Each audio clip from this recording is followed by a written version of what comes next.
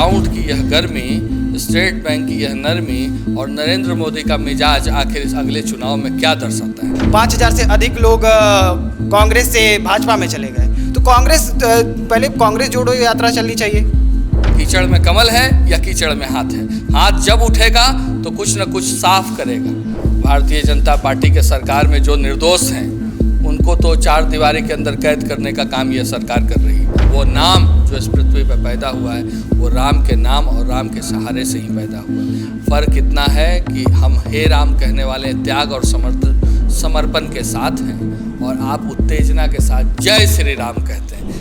नमस्कार, संपन्न भारत देख रहे हैं आप, और अभी हम कांग्रेस कमेटी के बिहार के कार्यालय में हैं और हमारे साथ तमाम आप देख सकते हैं बड़े पदाधिकारी हैं।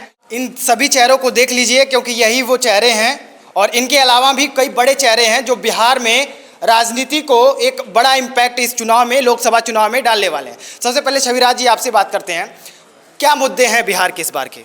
बहुत सारा मुद्दा है बिहार में या पूरे देश में। अगर आप बात करेंगे तो अभी जो बॉन्ड की बात आ रही है, जो आंख में धूल झोंकने की बात हो रही है, जो आम जनता के लूट की बात हो रही है, और एक तरफ सरकार बोलती है और सरकार कहती है कि हम आपके सच्चे शागिर्द हैं और सिपाही हैं, तो उसमें कहीं ना कहीं इस देश की जनता को यह देखना होगा कि तापमान क्या बतलाता है।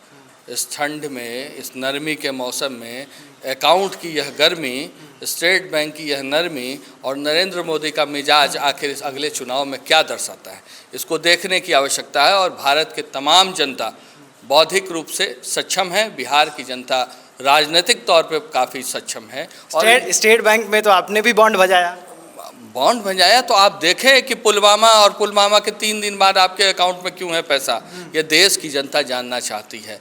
इस देश की जनता को बरगलाने की जो स्थितियां आपने पैदा की हैं, जो भ्रमजाल आपने पोस्टर बॉय बन करके बनने की कोशिश की है, उसमें इस देश की जनता को जहां तक आप भरमाने की कोशिश कर रहे हैं उनको कम आंकते हैं। वो कम आंकने की बात नहीं है। और कांग्रेस का वार रूम युवाओं के साथ है, युवाओं के हाथ में है, और आम आदमी का हाथ कांग्रेस के साथ हमारा नारा है। और आप देख लें कि इन युवाओं में यह उम्मीद है, यह आशा है और यह पूर्ण विश्वास है कि राहुल गांधी जी के द्वारा जो मोहब्बत की दुकान खुल रही है, उस दुकान में हमारे लोग हमारे साथ हम तक जुड़ेंगे और आशीर्वाद कहीं ना कहीं चुनाव में भारत की जनता जो है कांग्रेस के साथ पहले भी थी। कुछ भ्रम जाल और भ्रम की स्थितियों में बरगलाई गई है जनता, लेकिन वापस फिर हमारे साथ हो। भारतीय जनता पार्टी कहती है कि भारत जोड़ो यात्रा निकली, फिर न्याय यात्रा निकली, कांग्रेस से ही 5,000 से अधिक लोग, नेता जो अभी तक बीते चुनाव का ऐलान होने के पहले भी 5,000 से अधिक लोग कांग्रेस से भाजपा में चले गए, तो पहले कांग्रेस जोड़ो यात्रा चलनी चाहिए। कांग्रेस जोड़ो यात्रा क्यों चलाएंगे? आप देश की सबसे पुरानी पार्टी है। किसी भी पार्टी का निर्माण बिना कांग्रेस के कार्यकर्ता के संभव ही नहीं। और कांग्रेस के कार्यकर्ता में 3 चीज़ें बहुत प्रमुखता से पाई जाती हैं: ईमानदारी, सच्चाई और वफादारी। तो कहीं ना कहीं आपने जो ब्लैकमेल किया है, स्थितियां ये बनाई है, ईडी, इनकम टैक्स इत्यादि तमाम तरह के छापा दे करके, लोगों को बरगला करके, लोगों को ब्लैकमेल कर करके जब अपनी ओर आप खींचने का प्रयास करते हैं, जैसे इस कड़ी में मैं आपसे पूछना चाहता हूँ, दिल्ली सरकार में आम आदमी पार्टी के सिसोदिया साहब हमारे यहाँ वित्त मंत्री रहे, बड़े नेता शीर्ष, 100 दिनों तक आप उनको जेल की यात्रा कराते हैं, चार्जशीट क्यों नहीं जमा होता? तो जब आपको पकड़ के जेल में बंद कर देना है और उसी स्थिति में आपको छोड़ा जाएगा जब आप उनके सर्फ से धो के निकाले जाएं, तो इस धोने वाले सर्फ में, इस बहाव की पानी में, इस गंगोत्री में हर किसी को नहला करके ही आप शुद्ध करते हैं। तो उस शुद्धिकरण में हमारे भी कुछ बरगलाए गए नेता जो है उस ओर चले जाते हैं।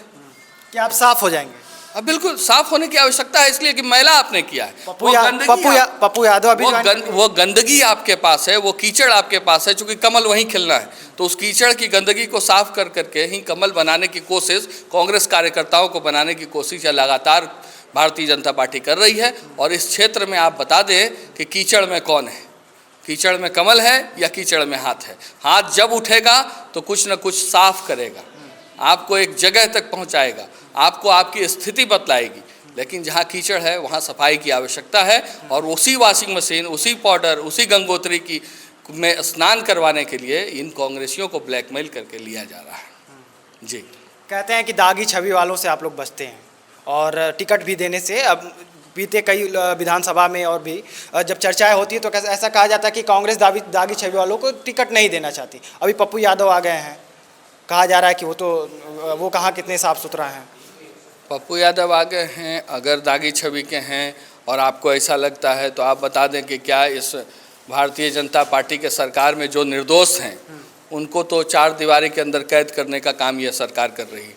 तो पप्पू यादव जी के बाहर होने का मतलब है कि जनता का साथ है, जनता के विकास के लिए उन्होंने काम किया है और जनता के विकास के लिए जिस व्यक्ति ने काम किया है, जनता ने उस पर विश्वास जताते हुए उसे बिहार की धरती पर खुले आसमान के तले जब स्वीकार कर रही है और भारतीय जनता पार्टी उस पर कोई आरोप नहीं लगा पा रही है, तो इससे ज़्यादा प्रत्यक्ष को प्रमाण की कोई आवश्यकता नहीं हो सकती कि उन्हें बेदागी बताना और दागी करना, ये सारी जो आडंबर है ये भारतीय जनता पार्टी ही रच सकती है। तो युवाओं का क्या मुद्दा है सर? बिहार में किन मुद्दों को लेकर आप लोग जनता के बीच जा रहे हैं? युवाओं का मुद्दा बेरोजगारी है, महंगाई है और ये पेपर लीक जो हो रहा है बार बार उसकी है।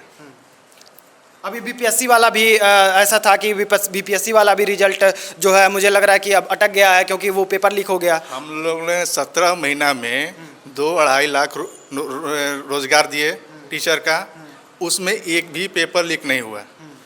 वही लोग कहते थे जो कि महाभ्रष्ट पार्टी है, हम लोग को महागठबंधन को लोग बोलता था। इन्होंने एक एग्ज़ाम लेने में वो लीक करा दिया, क्या कहते हैं, पेपर।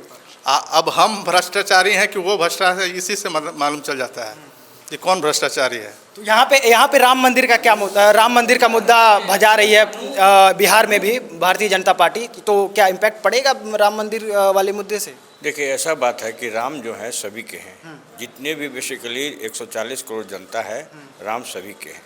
तो जनता जो है बिहार की चाहे भारत की, वो बहुत ही समझदार है और जिसको राम में आस्था है, ठीक है ना, वो ज़रूरी नहीं है कि वो भाजपा के साथ ही हो। तो ऐसा नहीं है जो आप लोग सोच रहे हैं और जिस प्रकार से मुद्दा बनाने की कोशिश कर रही है ये मोदी सरकार, वो ऐसा है नहीं।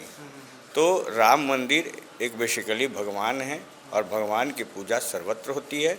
हम लोग भी पूछते हैं, कांग्रेस भी पूछती है, चाहे बीजेपी हो, चाहे जितने भी दल हो, जितने भी दल में हिंदू वर्ग के लोग हैं सभी को पूछते हैं। साथ साथ मुस्लिम भी उसमें आस्था रखती है। जो भारत में रहते हैं सब राम के ही हैं।